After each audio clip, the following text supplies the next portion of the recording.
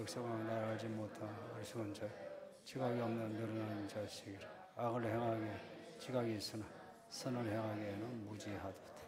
아멘. 예레미야는 선지자예요.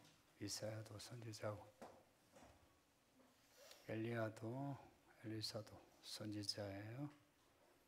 선지자는 하나님이 들려주신 거 듣고 하나님이 보여주신 거 보고 이제 그걸 사람들에게 말하는 사람이 선지자예요.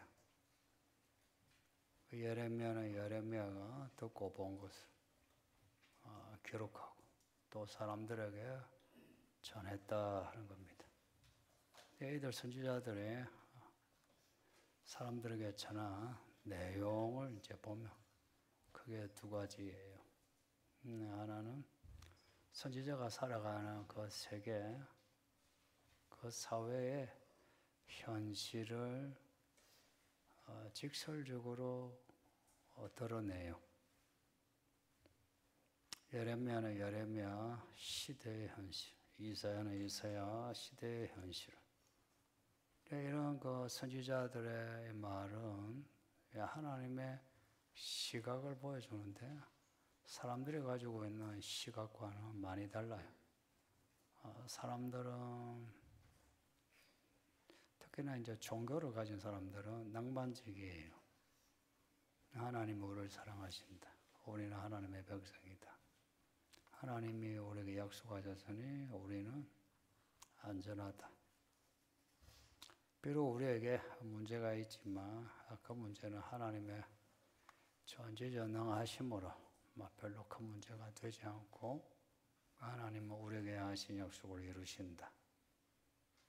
그런 낭만성이 있어요. 이런 그 낭만적인 믿음이 필요할 때가 있긴 한데 선지자들이 문제를 지적하는데도 불구하고 사람들은 이런 낭만적인 믿음을 고수해요. 선지자들을 통해서 나타난 하나님의 시각은 상당히 직설적이에요. 그리고 직관적이에요. 그 문제를 은유와 상징으로 덮을 때도 있지만 그렇게 은유와 상징으로만 덮지 않고 그 문제를 바로 드러내요. 이사야 말씀도 그랬는데 예레미야 말씀, 예레미야 앞에 우리가 이제 예레미야 초반에 있는데 이미 앞에 1, 2, 3장에서 예레미야는 이스라엘의 문제를 지적했어요. 이스라엘이 악을 행했다는 겁니다. 두 가지 악을 행했는데 하나는 하나님을 버렸답니다. 하나님을 버렸다.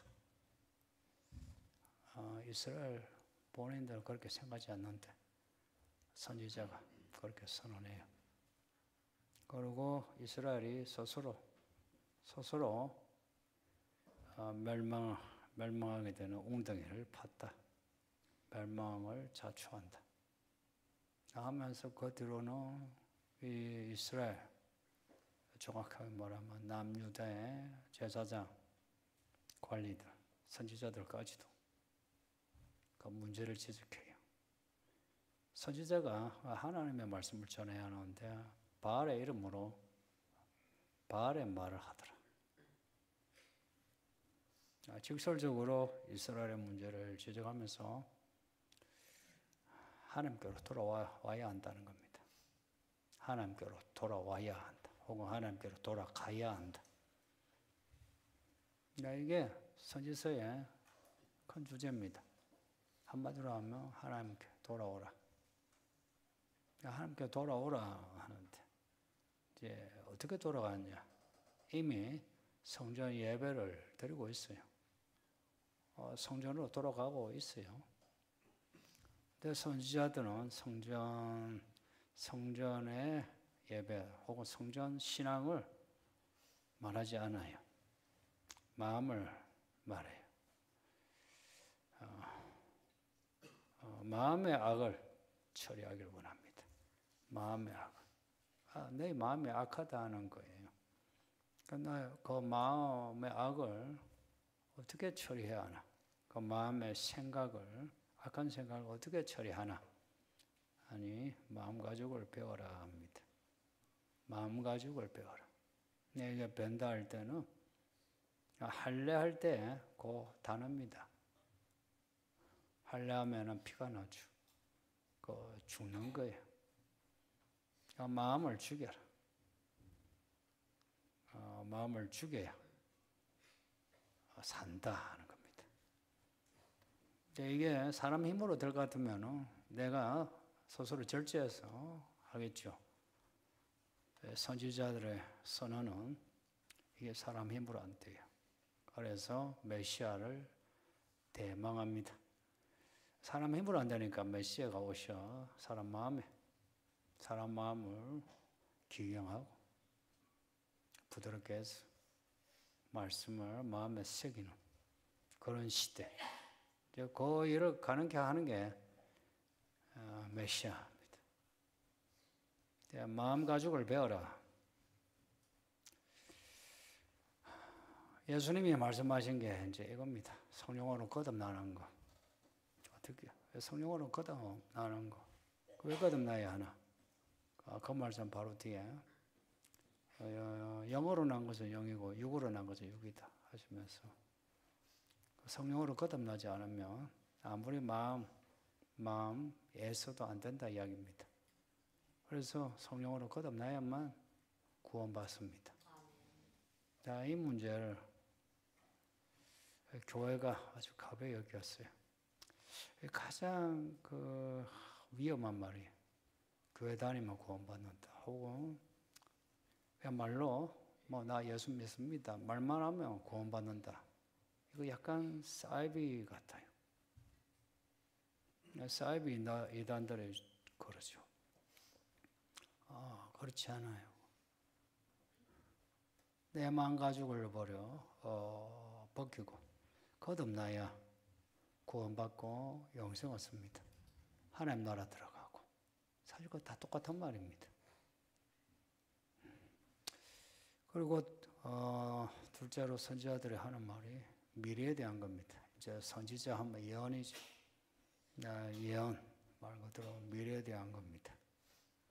이제 시간적으로 선지자 살던 시간 직후의 일부터 그리고 그들이 속한 사회 이스라엘 사회의 마지막 대해서 혹은 크게는 시대의 마지막에 대해서 예언합니다. 선지서는 이 모든 걸 다 포괄하고 있는데 예레미야서는 예레미야가 속한 남유다의 마지막에 대해서 집중되어 있습니다. 이사야서는 뒤에 새 예루살렘과 비슷한 내용이 나오죠. 시대의 마지막 하나님의 나라의 모습을. 예레미야는 남유다의 그 마지막. 그래서 예레미야가 남유다가 망하고 여기저기로 쫓겨다니는 그런 모습이 나옵니다. 선지자들은 이런 미래를 예언하는데 선지자들의 마음은 한결같습니다. 미래를 말하면서 좋다 이러지 못해요. 물론 이사야서와 같이 그 마지막에 하나님의 나라의 완성 그걸 보면서 기쁨으로 적는데 공통적으로 자기가 속한 사회 이스라엘 우리가 속한 이 한국 사회의 마지막에 대해서 이야기할 때는 아주 슬픕니다. 오늘 본문에도 슬프고 아프다 하는 말이 나오는데 선지자들은 많이 아파하고 슬퍼합니다. 남유다가 망한다는 거예요. 망하고 또 망합니다. 망했는데 아직 덜 망해서 또 망해. 이제 끝인 줄 알았는데 또 망해. 살다 보면 이제 인생 바닥이다 싶은데 또 인생 바닥으로 내려가죠. 이제 그런 멸망을 가진다. 이제 이걸 알고 있는 선지자들의 마음이 어떻겠습니까? 별로 안 좋죠. 특히나 이제 이 안 좋은 마음을 가장 많이 토한 사람이 예레미야입니다. 그 예레미야서 다음에 예레미야 애가서가 나오는데 예레미야야 슬픈 노래라 합니다. 그래서 예레미야를 눈물의 선지자라고 불러요. 눈물의 선지자라. 그 예레미야가 눈물을 흘렸다는 겁니다. 요한계시록에서 요한이 크게 울었답니다. 선지자는 하나님이 보여주신 것, 들려주신 것 그것만 말하고 기록하면 될 것 같은데 제가 그 하나님이 보여주신 것, 들려주신 것 때문에 선지자들의 감정이 소용돌이에 들어갑니다. 많이 슬퍼하고 많이 아파하고 또 많이 환희에 황홀경에 적기도 하고 그렇습니다. 그것을 숨기지 않고 기록하고 있어요. 이런 겁니다. 목사가 설교하는데 하나님의 말씀을 전하기만 하지 자기 감정을 말할 거 없다. 그건 아니라 이야기예요. 하나님의 말씀을 전하는 것과 함께 전달자의 그 감성, 그 파토스가 하나님의 그 파토스처럼 나타난다. 그래서 선지자들의 감정은 격렬합니다. 그냥 참참하게 논리적으로 파고들려고 하면 선지서를 이해하기 힘들어요. 그러나 이 말씀을 전하는 선지자들의 그 마음 혹은 그 선지자들에게 보여주시는 하나님의 마음, 그 마음을 안다면은 이러한 파토스를 충분히 이해해요. 그렇구나. 하고서 우리 자신도 성경을 읽으면서 혹은 설교를 들으면서 그 감성에 들어가게 되죠. 19절에 슬프고 아프다. 내 마음속이 아프고 내 마음이 답답하여 잠잠할 수 없다 합니다. 누군가 이런 말 하면 하나님을 믿는데 뭐 그래 슬퍼하고 아파하고 답답하고 막막해 해요. 이런 말을 할 수 있죠. 선지자들은 자기들의 이 마음에 일어나는 이 감정에 솔직했습니다. 그것을 숨기고 억누른 채 선지자로 고상하게 말을 하지 않았다. 그 슬픔과 아픔, 막막함과 답답함 혹은 분노까지도 그대로 드러냈다.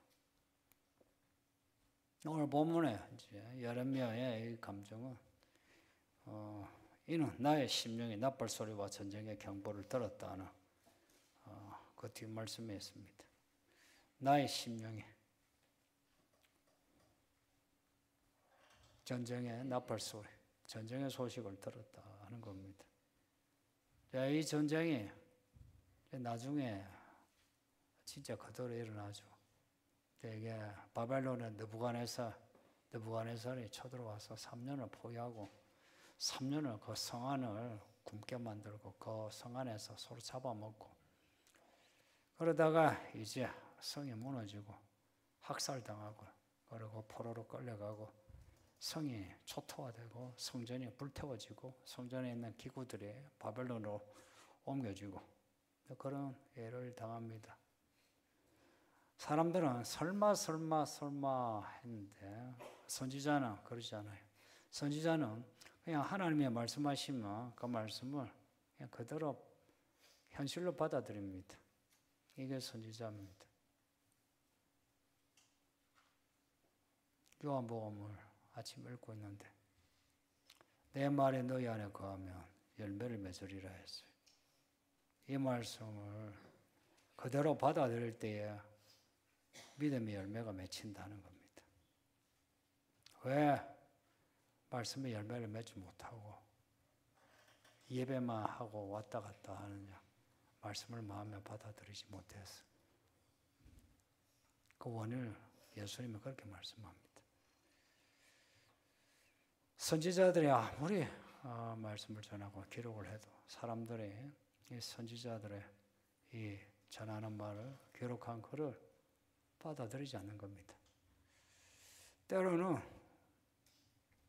믿지 못해서 그렇기도 하고, 때로는 믿는데도, 믿는데, 진짜 그럴 수 있겠다. 이제 그렇게 생각해요.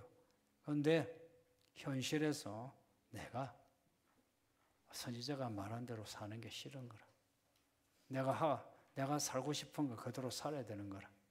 내가 결정한 거 그대로 살고 싶지. 선지자가 지적하는 거, 이제 그 말씀을 따라가는 거는 싫은 겁니다. 이제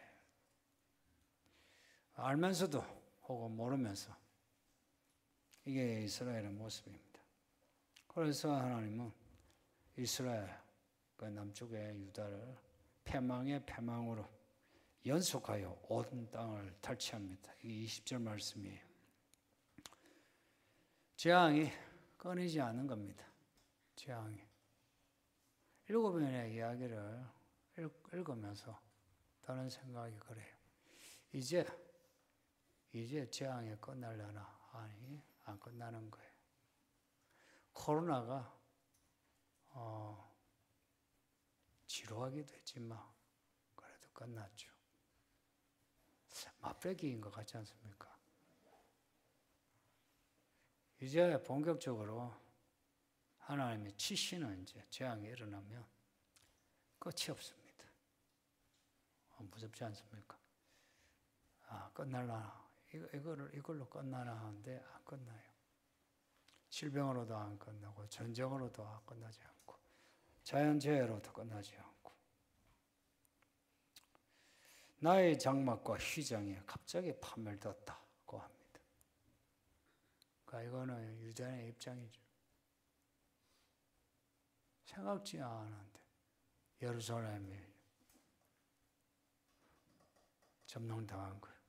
생각지 않았는데 성전이 불태워진 거라. 갑자기.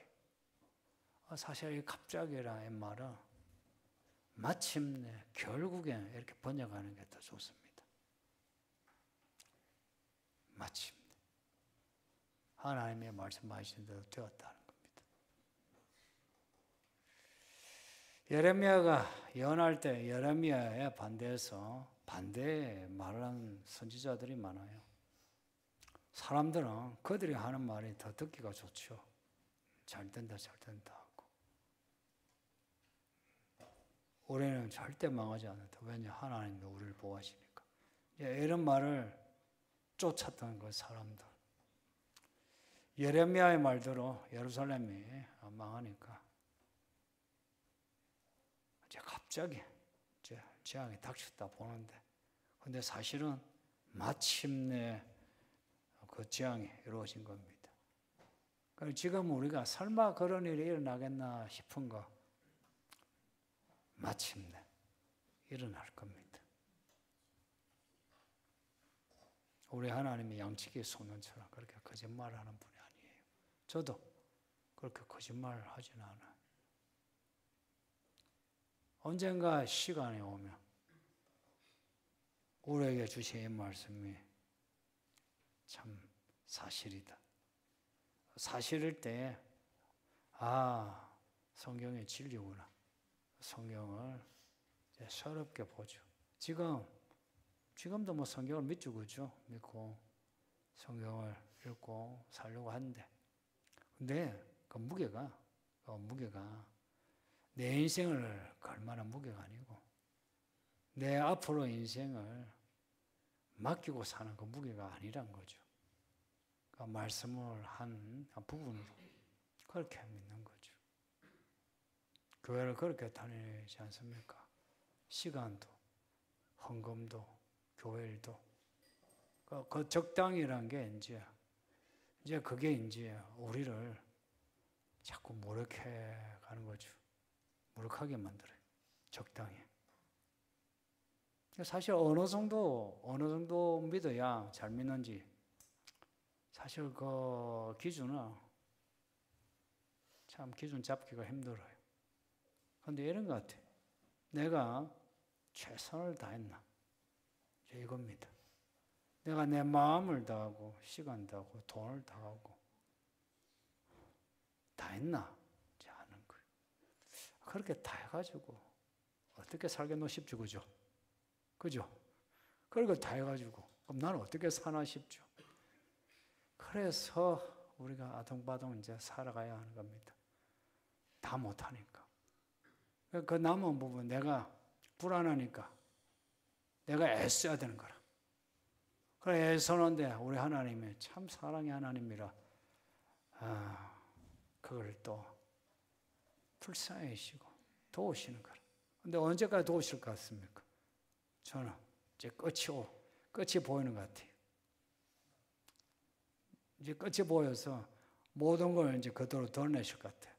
요한계시록 말씀처럼 우리 행위를 저울로 다시는 거라. 그러면 이제 다 뾰루기 납니다. 예레미야가 한 말이 거짓말로 들렸는데 알고 보면 사실인 것처럼 저는 제가 전하는 이 말이 여러분을 경고하고 겁박 주는 것처럼 들릴지라도 언젠가는 사실이라고 그렇게 밝혀질 거라 기대하고 있습니다.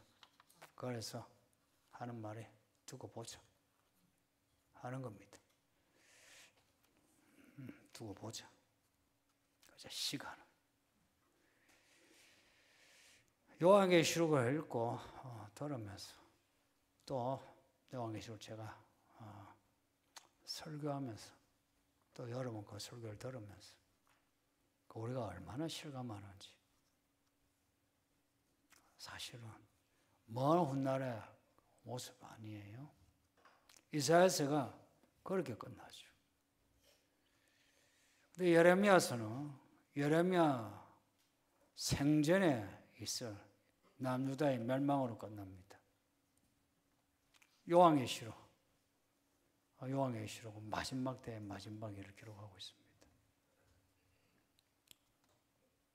요한계시록을 읽으면서 그 마지막 때 이야기가 얼마나 실감이 나는지, 만일에 마지막 때 이야기가 실감이 안 나면 지금 예수님이 실감나지 않을 겁니다. 새 예루살렘이 실감나지 않는데 지금 우리에게 임한 하나님의 나라 실감날 수 있겠습니까? 그죠? 실감이 안 나지. 실감하지 못하고 눈에 보이는 현실에 이제 매몰됩니다.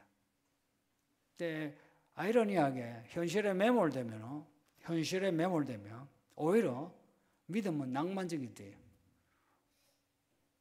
현실에 매몰되면 우리에게 주신 말씀이 위로가 되고 격려가 되고 지지가 되고, 그럼에도 하나님이 나를 사랑하시고 나를 구원하시고 나를 잘되게 하신다, 이제 이런 생각을 하게 돼요. 또 역설적으로, 이거는 역설이에요. 역설적으로 내 현실이 참 내가 나름 최선을 다하는 것 같아도 하나님이 나에게 지적하신 그 말씀이 그게 진짜다 해서 그 말씀을 받아들여 참 내가 현실에서 최선을 다해도 거기에다가 더 최선을 다해서 내가 마음과 몸과 시간을 다해서 내가 믿고 또 못한 부분 회개하면, 그러면은 진짜 하나님 우리에게 약속하신 말씀이 우리의 때에 살았을 때에도 이루어주시고 죽어서 완전히 보여주시는 겁니다. 그 여러분은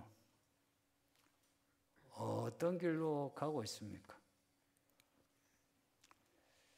새 예루살렘에 들어가는 하나님의 종들, 그 종들은 이사야, 예레미야 같은 이런 선지자들의 반열입니다. 선지자들의 반열입니다.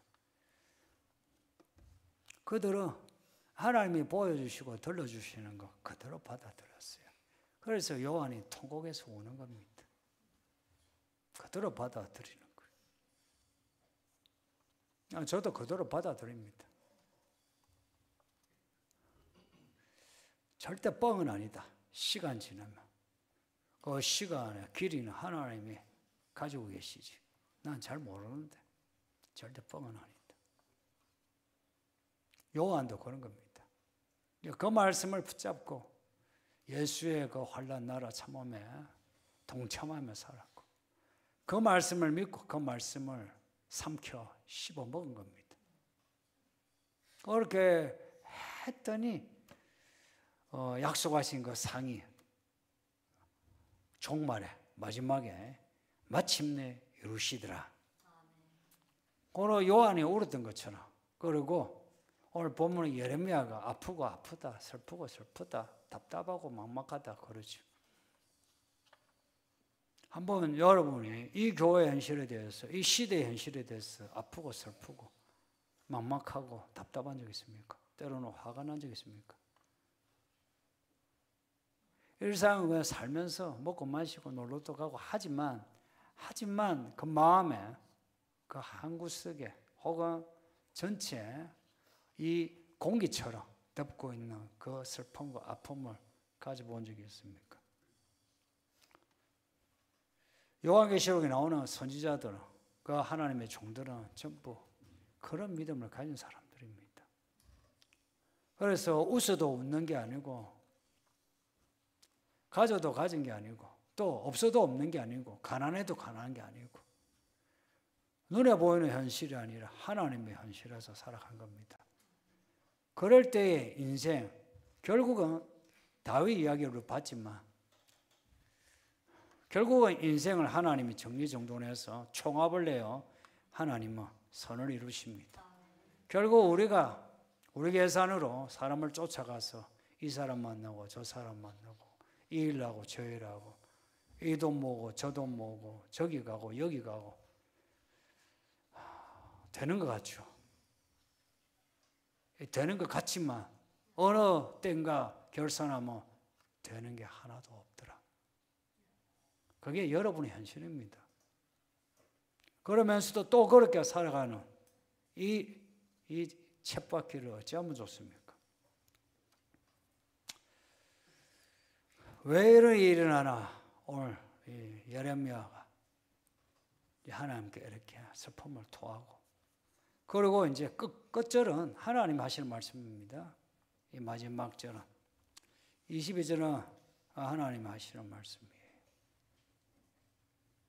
그 21절에서 내가 저 기뻐하를 보면 나팔소를 듣기를 어느 때까지 할고, 선지자가 마음 아파서 이 재앙이 얼마나 지속될라나, 이 사람들 모습을 보니 이 재앙이 마침내 이루어질 수밖에 없는데 어떻게 하면 좋나, 이제 이걸 토하니 우리가 하나님이 예레미야의 아픔과 슬픔 못지않게 또 하나님도 토해냅니다. 22절에서 내 백성은 나를 알지 못하는 어리석은 자요 지각이 없는 미련한 자식이라. 악을 행하기에는 지각이 있으나 선을 행하기에는 무지하다. 이게 하나님이 하시는 말씀입니다. 혹은 이걸 이제 이 내용을 이 문맥에서 하나님이 하신 말씀이라고 하는데, 선지자가 이런 말을 할 수도 있어요. 그러니까 이 백성의 현실을 지금 지적하는 겁니다. 이 백성이 나를 알지 못해 어리석은 자라. 지각이 없는 미련한 자랍니다. 나를 알지 못해 어리석답니다. 이스라엘 사람이 왜 하나님을 몰라요? 성경을 얼마나 많이 아는데. 지금도 유대인들은 토요일에 회당에 예배할 때에 하루 종일, 정말 하루 종일 성경을 공부합니다. 우리가 공부하는 건 아무것도 아닙니다. 마치 우리 가족이 그 베네치아에서 유대인 그 회당에 하는 거 봤거든요. 제법 내가 서서히 이제 그 모습을 봤는데, 그 젊은 사람들의 이 성경을 안에서도 하고, 또 여자들끼리 모여 땀 룸에서 또 하고, 남자들은 이제 남자들 따로 해요. 저렇게 하는데도 예수님을 알아보지 못하고 하나님을 알지 못합니다. 이상하죠.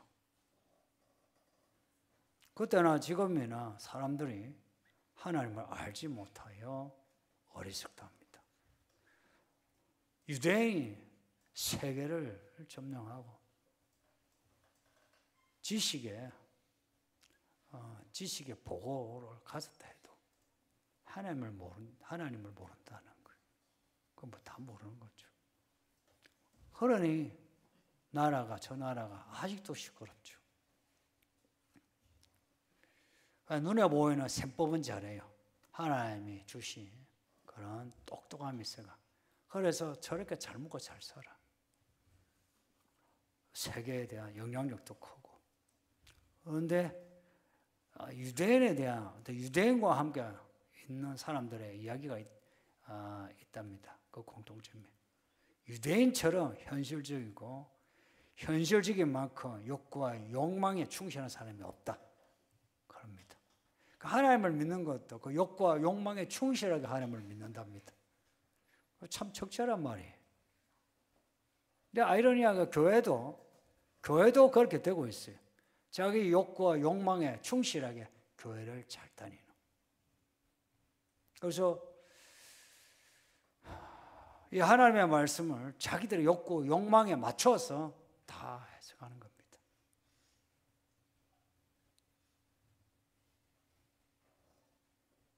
역사가 이렇게 이게 자꾸 반복되는 것 같아요. 그러니까 악을 행하기에는 지각이 있답니다. 지각이 있다는 거는 야 정신 좀 차려 할 때 이 지각을 말합니다. 지성을 이렇게 말하는 것보다는 야 정신 차려 정신. 악을 행할 때는 정신 차리고 뭘 해요. 근데 선을 행할 때는 정신을 못 차려. 정신 못 차려 그냥 몰라요. 지나가 버려. 악한 말에 대해서는 귀담아 듣고 그것을 새겨. 그렇게 하려고 해. 근데 선지자가 하는 말은 그냥 줘라. 줘라 이거야. 졸거나 아니면은 귀담아 듣지를 않아. 지각이 없는 거예요. 지각이 있어야 생각과 깨달음이 있죠. 그러니까 성경을 읽고 듣는데 설교를 듣는데도 지각이 없는 거예요. 예레미야가 그렇게 떠드는데도 이 이스라엘은 들어도 들은 것 같지 않게 보아도 보지 않은 것처럼. 로마서 16장에 이 말씀은 그대로 반복이 되죠. 선한 데 지혜롭고 악한 데 미련하라. 이 말씀이 뒤집은 거죠. 선한 데 지혜롭고 악한 데 미련하라. 그런데 이스라엘은 악한 데는 지혜롭고 선한 데는 미련한 거예요. 선이 뭐고 이럴 때에 선에 대한 정의를 윤리적으로 내리면 안 되고요. 하나님의 말씀이 선하다. 하나님이 선하고 하나님의 말씀이 선한데 하나님의 말씀을 받아들이고 사는 게 선한 일입니다. 거기에 대해서는 지혜로우라는 것은 어떻게 하면 말씀대로 살지 이렇게 하라는 거예요. 어떻게 하면은 그러면 모르면 물어보고 어떻게 합니까? 어떻게 해야 됩니까? 어떻게 해야 됩니까? 어떻게 해야 됩니까? 어떻게 해야 됩니까? 하고 악에 대해서는 못 들은 것처럼 하라는 겁니다. 악에 대해서는 지각이 없어라. 말하자면